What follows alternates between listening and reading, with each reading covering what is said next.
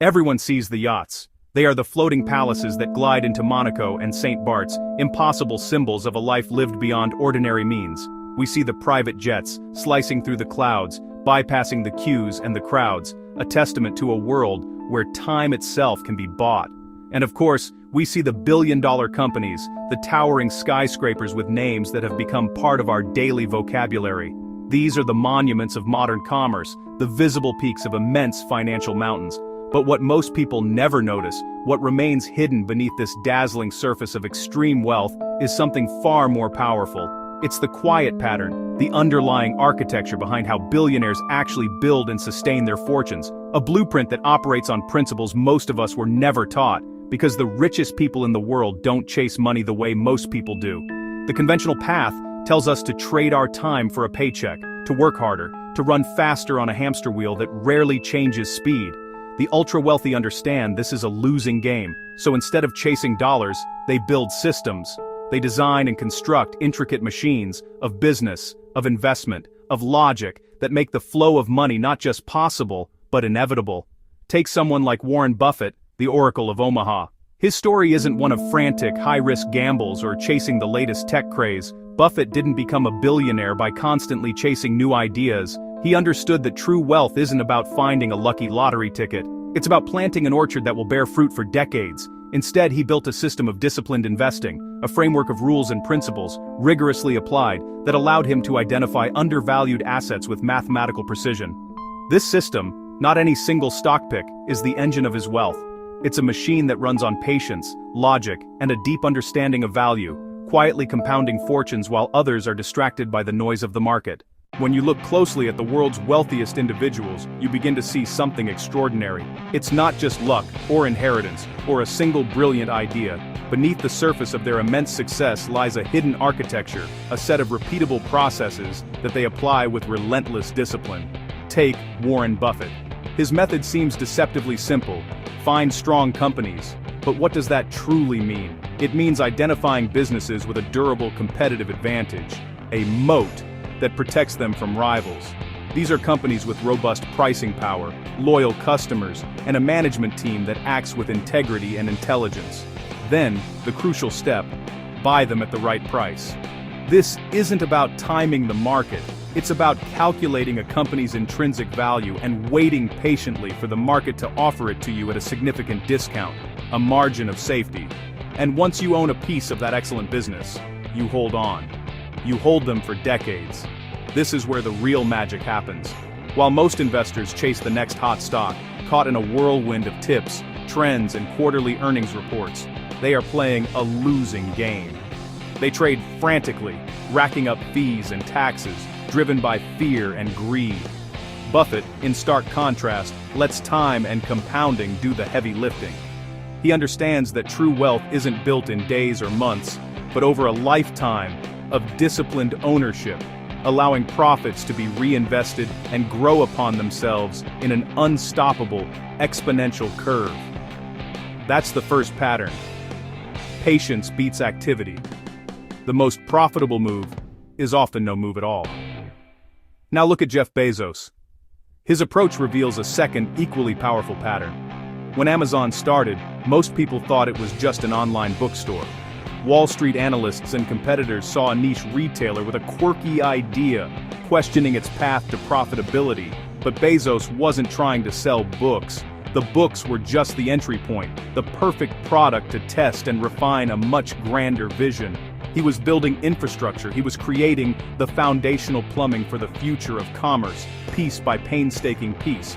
First, the physical layer, a network of massive, strategically placed warehouses unlike anything the world had ever seen. Then, the circulatory system, a revolutionary logistics and delivery network designed to move goods faster and more efficiently than anyone else. And finally, the nervous system, the technology, a scalable e-commerce platform, a customer data engine, and eventually, the cloud computing backbone known as Amazon Web Services. For years, while competitors focused on short-term profits and appeasing shareholders quarter by quarter, Amazon was famously unprofitable. They were ridiculed for reinvesting every dollar back into growth, into making the machine bigger, faster, and smarter. Bezos wasn't building a store, he was building an ecosystem. Amazon focused on building a machine that could eventually dominate not just books, but all of global commerce. That's the second pattern. Billionaires think in systems, not isolated transactions. They don't just sell a product, they build a platform. They create a flywheel, where each part of the business makes the other part stronger, creating a cycle of growth that becomes nearly impossible for competitors to stop. In the world of value creation, there are two fundamentally different questions one can ask. The first is the question of the short term, the immediate, the now. It's the question that echoes in the frantic energy of trading floors and the daily grind of chasing quotas. Instead of asking, how can I make money today? A question that leads to a constant, exhausting cycle of transactional thinking, the true visionaries pose a different query entirely. They ask, what can I build that keeps producing money tomorrow? This isn't about a single transaction, it's about constructing a self-sustaining engine. It's the difference between hunting for a meal and building a farm. One feeds you for a day, the other for a lifetime. This shift in perspective is where true, lasting wealth is forged. It requires patience, foresight, and the discipline to invest in foundations that may not yield immediate returns but are designed for enduring strength. And then, there's Elon Musk, a modern master of this very principle. To understand the astronomical valuation of Tesla, you have to look past the polished chrome and the silent acceleration. Tesla didn't become valuable simply because it sells cars. If that were the case, it would be valued like any other automaker, tethered to manufacturing output and sales figures.